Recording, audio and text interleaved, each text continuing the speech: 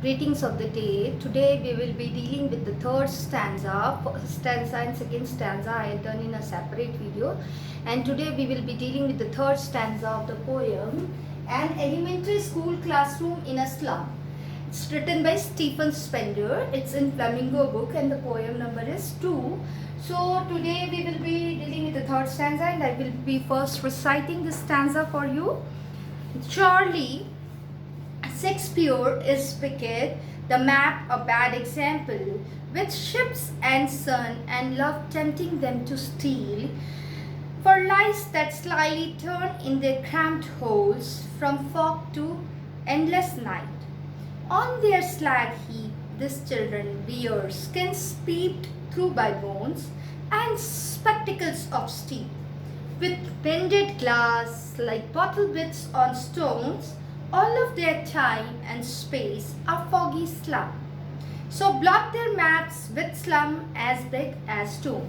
So this is the poem and we will be dealing with the poem. And before going into the poem, I want to correlate this stanza with stanza 2. Like in stanza 1, we came to know about the description of the slum children who are going into the slum school. That is the elementary school in a slum area. And in second stanza, what we had done, we were coming to know about the classroom and the donation which the rich class people had given to this classroom for the benefit of the slum children. And in third stanza, we will be coming to know about the life of the slum people and what this donation means to them, what purpose this donation, for what purpose this donation was given and what actually it means for them, for these children.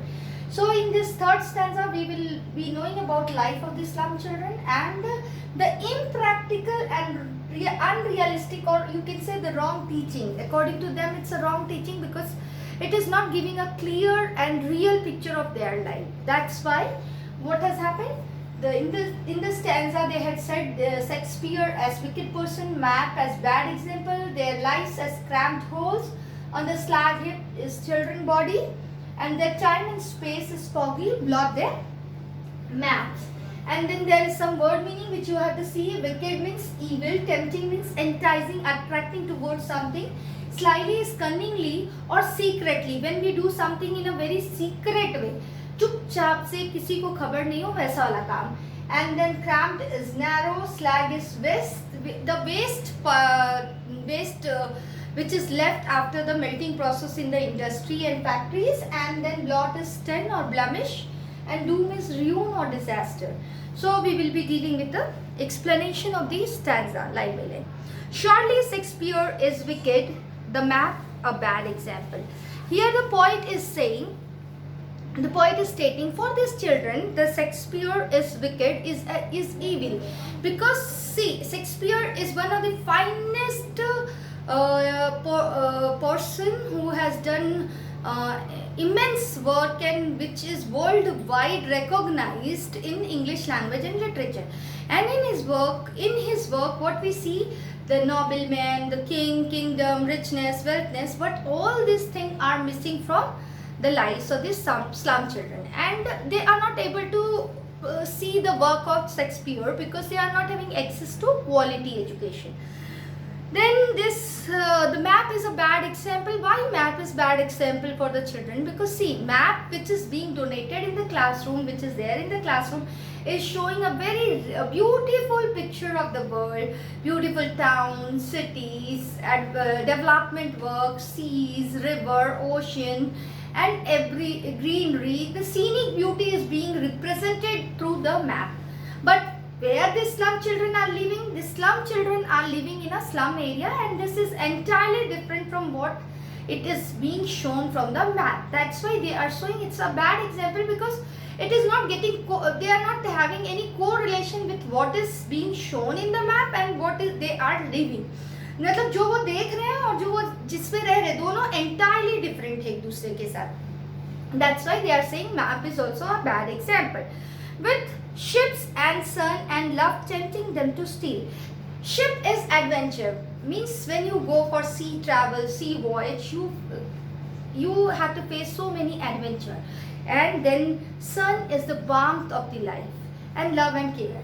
This all things which are being shown to the slum children are absent from their life. There is no presence of this all things in their life. That's why they are being tempted towards this thing, and they want this thing in their life. And for attaining this thing, they are attracted towards wrongdoing. That is, they want to steal and have all this thing in their life. मतलब कि देखिए, आप यहाँ देखिए, मतलब ये बच्चों को वो जो एडवेंचर है लाइफ का, और आपका जो वार्मथ है, एक अच्छी रिच एंड प्रॉस्परस लाइफ चाहिए, लव चाहिए, केयर चाहिए, ये सारी चीज़ें जो चाहिए, उनको देख के उनको क्या लग रहा है कि हमें चाहिए, ऐसे तो वो मिलेगी नहीं. तो ये बच्चे जो है रॉन्ग डूइंग की तरफ अट्रैक्ट हो रहे हैं, और वो स्टील करके भी they want to attain all this thing. And then again there is a line, for lies that slyly turn in their cramped holes. Cramped means narrow. See, these children are living in a slum area, and this slum area is very congested one. बहुत congested है. There is narrow street. The houses are built in a very narrow space, and in one room 6 to 10 people are living. More than 10, you can say, they are living together. They are not having space to move here and there, or you can say just like rodents who live in holes. So they are living there and their life is they are having a narrow life where they cannot think about anything else apart from their miserable condition. So they are living over there, and they are secretly living over there. No one comes to know what pain, what type of misery they are going through, and they are living in that hutment areas. Then from fog to endless night. See, their future is uncertain. Their future is not going to change. In what condition they are living, or whatever condition is prevailing in that slum area, is not going to change. And that's why it is said, from fog to endless night. Their condition will not change. It's just like that night which is not going to end. It's just like that darkness which is not going to end. They have to live there. They have to be into that slum, and till the time they are alive, they have to be the part and parcel of this hutment areas or slum areas. On their slag heap, these children wear skins peeped through by bones. See, from this line, on their slag heap, we can understand that this area is very near to some industrial setup. Why? Because after the process of melting something, the residue, the waste material which is left is called slag. So these children are unwanted, just like that slag, which is the residue or waste material of a certain process. In similar aspect, these children are also unwanted, not wanted in the society. And if you will visit some hutment areas or slum area, you will see waste material scattered here and there.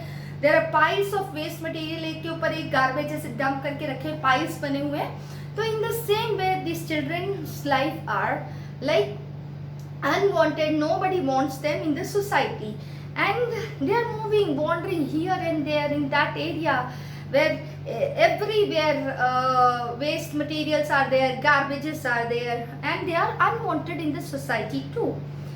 And they see the condition of these children are very miserable condition, because they are wearing their skin, just like this cloth which I am wearing. They are wearing their skin as cloth, and from their skin the bones are looking outside. Means if you will be seeing that child who are living in a slum area, what you will observe, that when you are seeing, their bones are coming out from their skin.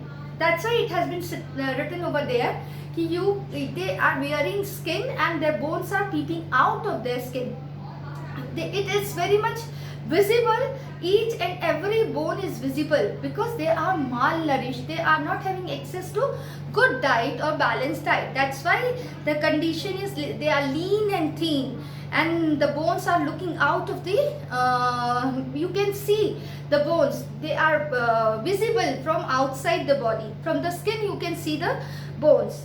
Then see, the condition of poverty or misery is to that extent that they are wearing spectacles, and the frame of that spectacle is made up of steel.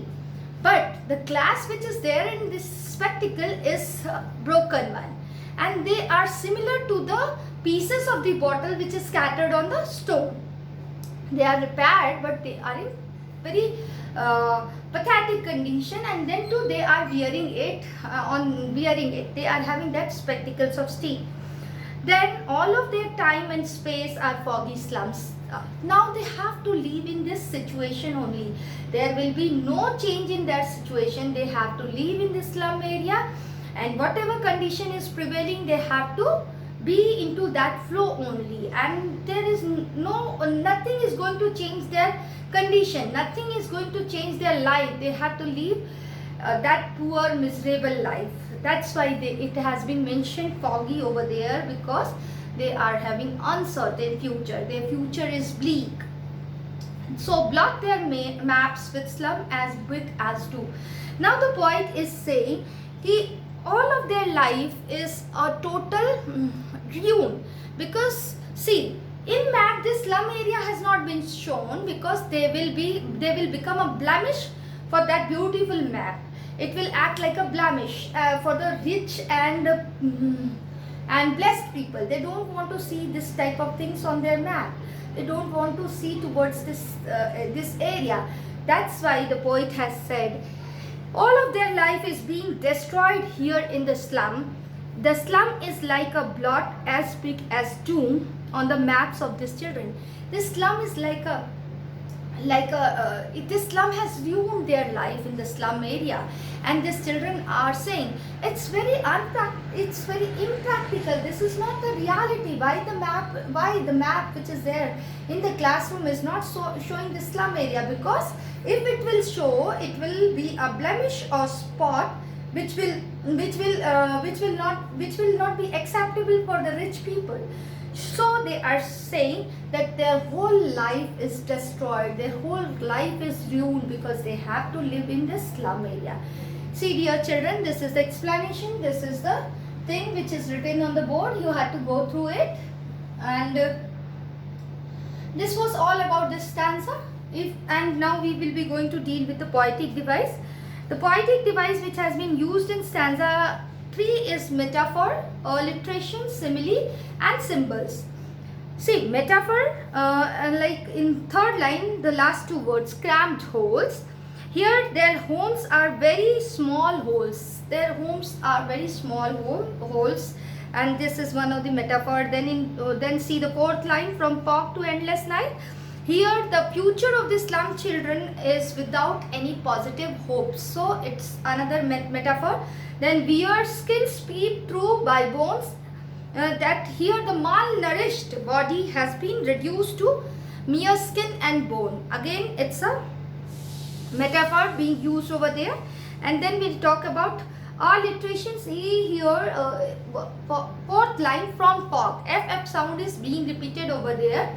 See, alliteration means you will see that the sound of consonant is being repeated at the start of line. At the start of line, यानी line की शुरुआत होते हुए ही आप जब देख रहे हो कि कॉन्सोनेंट साउंड्स रिपीट हो रहे हैं, जैसे यहाँ एफ रिपीट हो रहा है, तो वो क्या है? alliteration है.